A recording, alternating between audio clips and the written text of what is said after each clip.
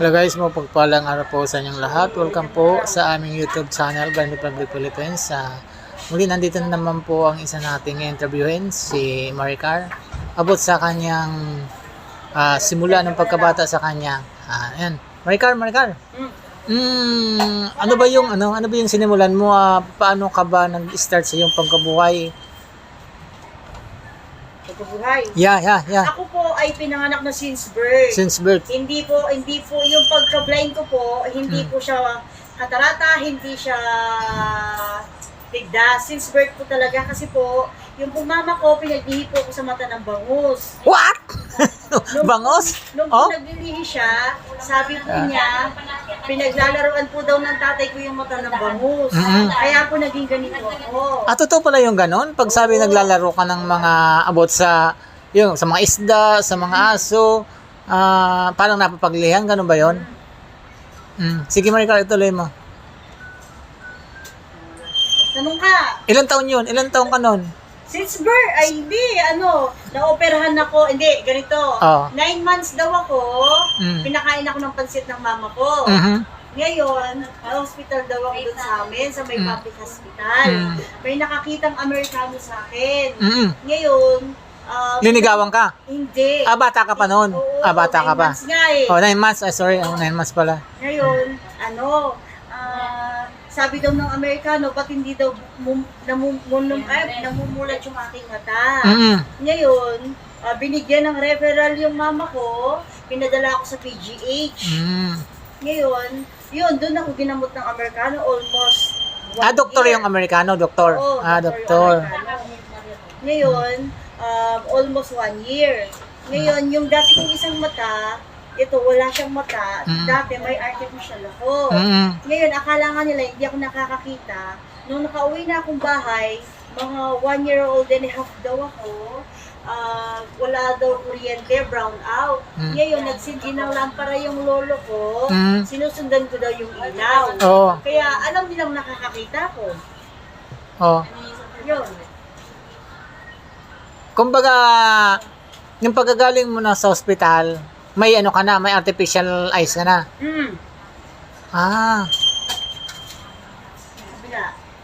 Tapos? Ngayon, nung lumaki na ako, mga age of...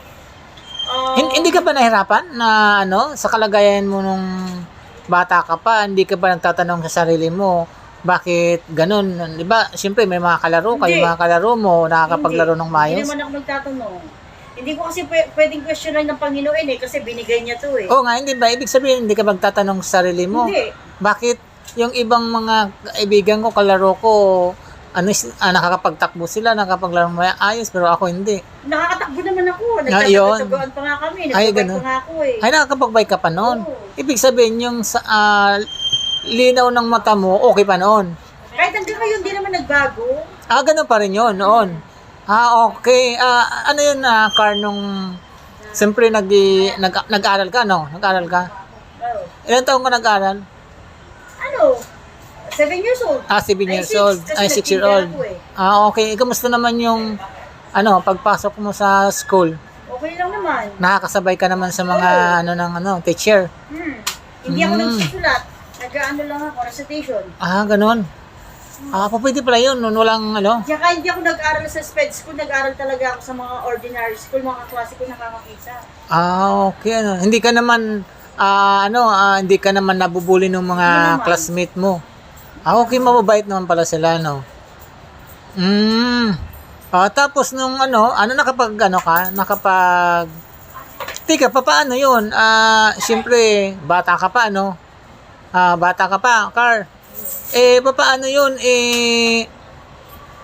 Hindi mo ba na itatanong sa sarili mo kay nanay mo, Nay, bakit iisa lang yung nakakikita sa akin?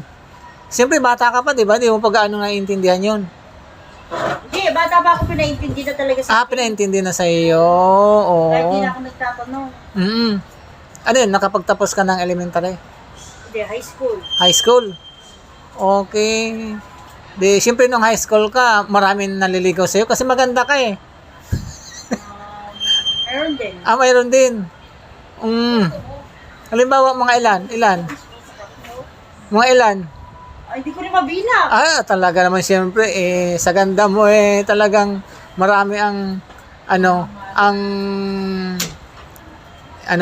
ang magpapapansin talaga sa'yo. O sige, Carl, start mo yung kwento mo, Carl, simula nung bata ka pa hanggang high school. Kung papaano ka ba namuhay at, nakapagtapos ng pag-aaral.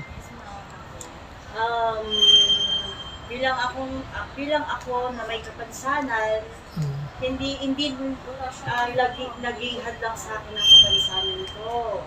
Kasi nakakasabay naman ako sa mga nakakakita. Kaya gano'n. Kaya kumbaga, hindi ka nahihirapan sa buhay ng ganyan nating kalagayan. Hindi ka nahihirapan. Pero, Carl, hindi ka ba nagtanong sa Diyos na bakit, 'di ba, yung iba, bakit ako ganito, 'di ba? Bakit hindi sila? 'Di ba yung mga ibang katanungan ng mga ibang Hindi. Kumbaga nagpapasalamat ka dahil sa binigyan ka ng Panginoon Diyos na buhay, 'di ba? Patuloy na buhay. Bagamat may kapansanan, andyan pa rin yung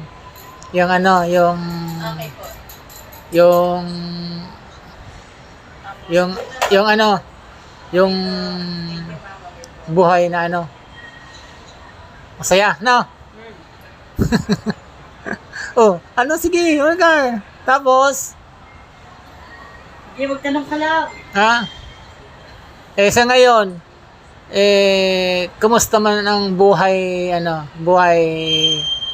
may asawa? Okay lang. Masaya? Minsan na-stress. Masaya? May time na masaya, may time na hindi.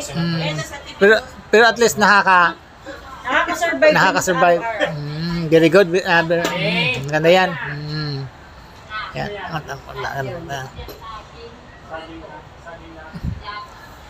Okay. Yun na lang po muna. Nawawala ka sa Carl? Nawawala ka ba? Saan? Nawawala ka ba sa sa isasagot mo? Or nahihiya ka lang? Yun lang muna. Ayun lang muna. I'm not ready. Maputulin muna natin. Bukas uli. Sige, paalam ka na sa kanila. Goodbye po sa inyo. Please subscribe and share. Ayan. Kaya po si Maricar, guys. Itutuloy po namin ang kwento niya sa kanyang buhay.